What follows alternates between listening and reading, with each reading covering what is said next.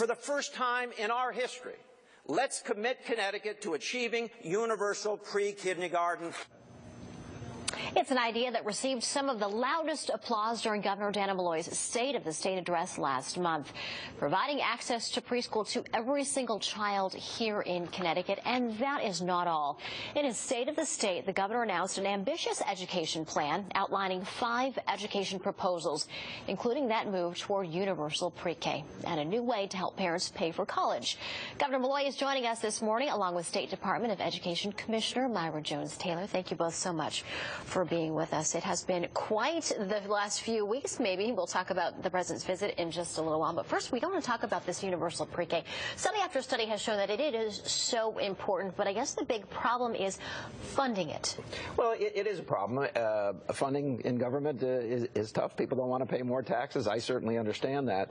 But we have a very large achievement gap in Connecticut, and we know that part of that achievement gap starts to grow at a very young age, and that's because a number of students in Connecticut come to kindergarten having had no learning experience prior to that, and they're sitting in a classroom with people who have a much larger vocabulary, know how to behave in class, have pre-literacy or literacy skills already developed.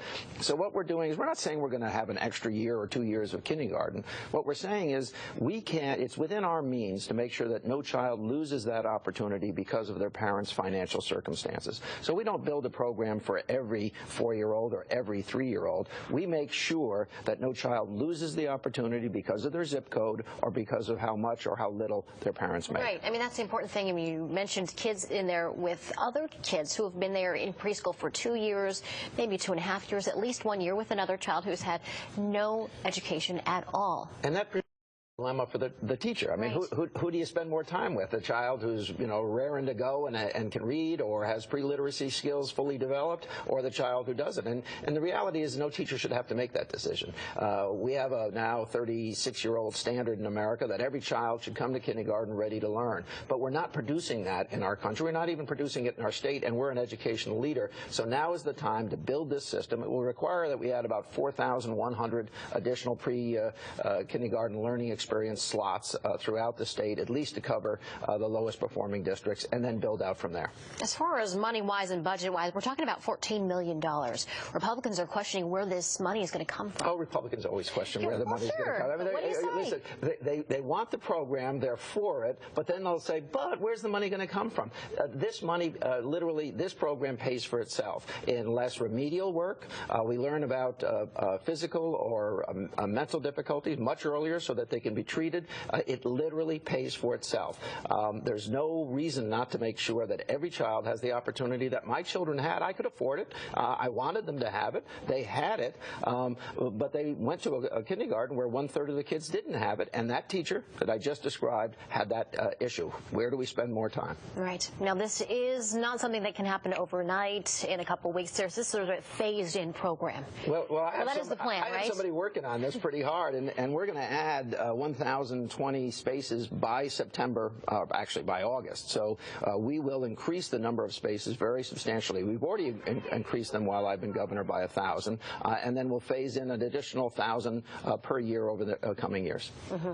Talk a little bit more, and the governor was talking about it, the challenges that teachers face when they have kids in their classrooms that are at completely different levels. Right. You know, so you have a child who has had access to high quality pre-K, and they will know how to sit still. They will be engaged. This is such a big part of that experience, of actually feeling confident as a learner. And then you have children who don't have that experience. They don't know which way is up, if you will. They don't know. They're having a hard time sitting still. They're having a hard time engaging their peers. The vocabulary is much more limited than those peers that have had that experience. So this is really about leveling the playing field for all children in the state of Connecticut. We know the governor talked about investments. We know this pays for itself. For every dollar that is invested in high quality pre-K, $7 is actually comes back to the state in savings, in less remediation, and less juvenile crime. This is smart policy, and this is good for working families. It's good for children. I want to switch gears just a bit. So many families out there struggling. They're living paycheck to paycheck. Of course, everybody wants to save for the kids' college fund, but it's just not possible at the end of the month.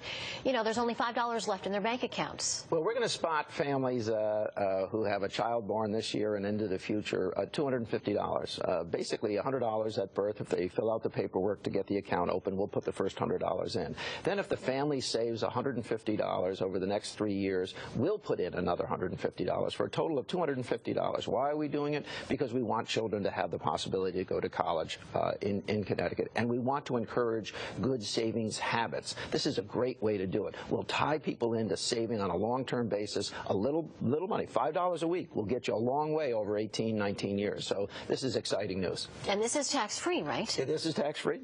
This is a contribution towards a savings account to be matched by the parents. All right. Now, we also want to talk about the Common Core program. Sure. There are some changes that are coming, and you're sort of proposing postponing those. Well, what we're doing is saying we're postponing tying the Common Core testing to teacher evaluation, and it just makes sense. We need multiple years of a particular tests to have comparable data. But we need to move forward with respect to the Common Core. We know that the United States is falling behind the other industrialized the world in things like math and science. We have to catch up. We have to catch up very quickly. We're going to push ahead. Myra, before we go, I have to ask you, what do you see as the toughest challenge for teachers in our schools here in Connecticut these days?